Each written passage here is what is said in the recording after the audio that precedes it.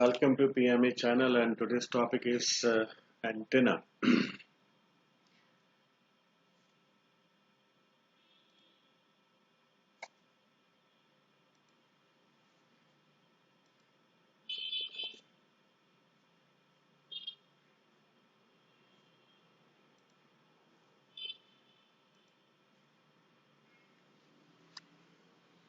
Welcome to Physics Made Easy channel. Today's topic is antenna.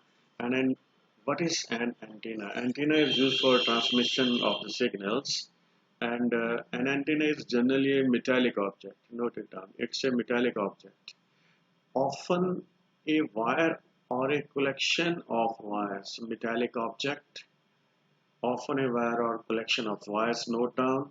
Antenna is generally number one, metallic object. Number two, collection of wire. Used to convert high frequency current into electromagnetic waves and vice versa. Now note this fact down. Antenna is a metallic object and often a collection of wire. What it does, it converts current I will write current by I into, you can say, EM waves. I will write it by EMW, and then it may also at another point at receiving end it may change EMI into current, EMW into current. So now antenna antenna is just a collection of wire or metallic object which converts high frequency current into electromagnetic waves or electromagnetic wave into high frequency current. At transmitter, current to electromagnetic wave. At receiver end, it is the electromagnetic wave which is converted into antenna. A transmitting antenna, now a very important point, this is electric current, which is electrical energy. So here we have got electrical energy. I is electric current, and energy corresponding to it, I square R, is the electrical energy. So antenna converts electrical energy into electromagnetic wave energy. When it transmits a signal, when it receives a signal, then it converts electromagnetic wave energy into, you can say, current or electrical energy. So receiving end. So when transmitting antenna is held vertically, now there are two or three very important things. When transmitting antenna is held vertically, then the electromagnetic wave produced are polarized vertically. Now what is polarization? It is the restriction of the vibration of electric vector to one particular direction. For this, kindly go through my lecture on optics, particularly wave optics. Polarized vertically. Antenna held vertically, electromagnetic waves polarized vertically. When antenna is held horizontally, then electromagnetic waves are polarized horizontally. So these 2 points, they are to be noted. And then Hertz antenna. Now what is Hertz antenna? It's a straight conductor. Note it down. First, it is a straight conductor. It's a straight conductor of length equal to half the wavelength. Hertz antenna wavelength is half the wavelength of the signal that you want to transmit. L is equal to lambda by 2. Now this antenna, this is the difference. This difference is very much important because this is the difference between Marconi antenna. This Hertz antenna is not grounded, and the wavelength and the length of the conductor which is to be used as antenna, or the length of the antenna, should be half the wavelength. 2 points.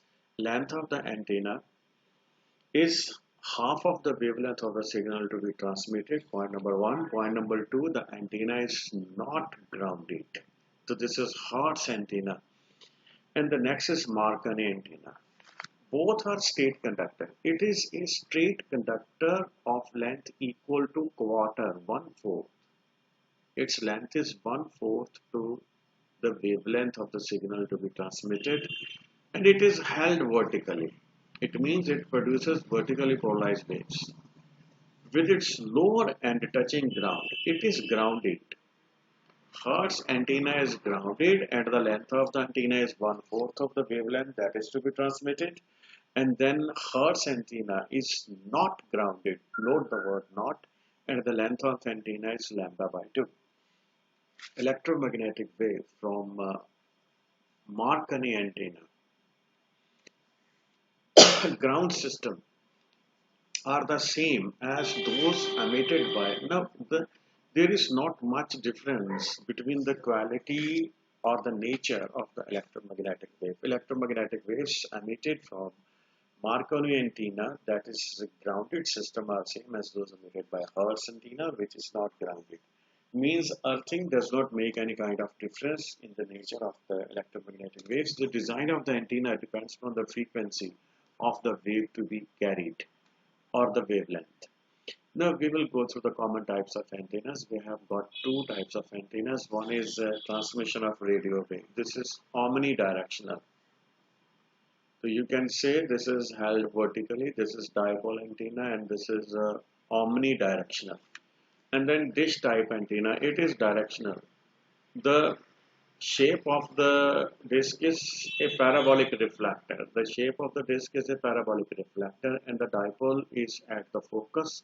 And now dipole is placed as focus. Rays, electromagnetic radiation, they come from this dipole, and they are, because it is placed at focus, and they become parallel after reflection. So it has got very high level of directionality. Dish antenna has got very high level of directionality, and dipole antenna is, you can say, unidirectional. In this case, waves are transmitted in all directions. Here, waves are transmitted in a particular direction, and all these rays, they are parallel. Now, the dish antenna can transmit and receive the waves in a particular direction. That's why you have to, in case of dish TV, you have to set the direction of your dish, because it can transmit and receive. At your end, it is receiving the waves. It can receive waves if it is placed in a particular direction.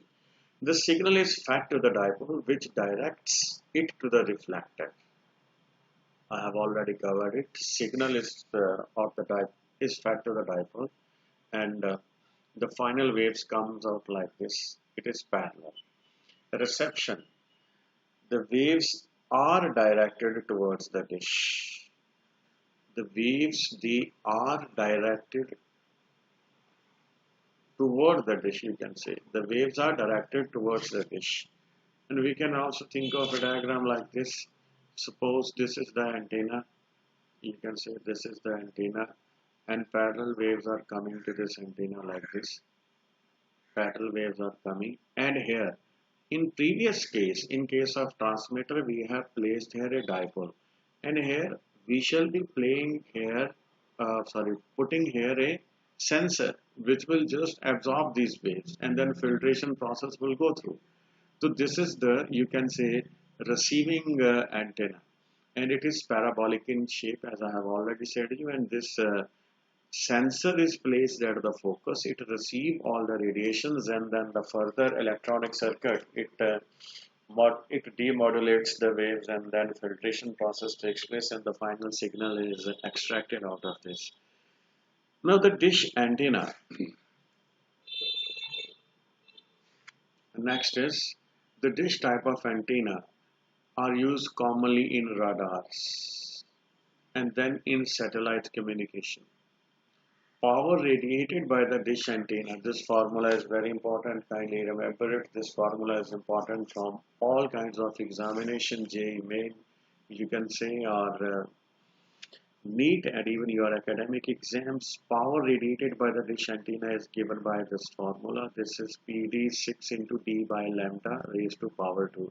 Now D is the diameter of the disk, and lambda is the wavelength of the radiation to be radiated. So power radiated is inversely proportional to lambda square. Lambda square is the wavelength to be radiated. This shows now higher the power to be radiated, lower should be the wavelength. Higher the power to be radiated and lower should be the wavelength. Higher the power to be radiated, higher should be the frequency and lower should be the wavelength. Note down this kind of relationship. Now, the very next question that we have to deal at present, that I will deal in my next lecture, is why do we need modulation? Why do we need to modulate? Because of this very fact. We need to modulate the signal to increase its frequency and decrease its wavelength so that more and more power should be transmitted. As we are interested in decreasing wavelength and increasing frequency serves the two purposes. One is more power. I will write here, if lambda is small, note it down. If this is small, then length of the antenna will also be small. Note it down. Length of the antenna is small. It is easy to install, manufacture, construct, and then transport. So small wavelength, small length, and power will be higher. So what is important is we want small wavelength and high frequency, because that will serve our two desired objects. One is length of the antenna should be small, easy to handle, transport, and install, and then power will be more and more. With these words, I finish this session. In my next lecture, we will focus on the issue why modulation is necessary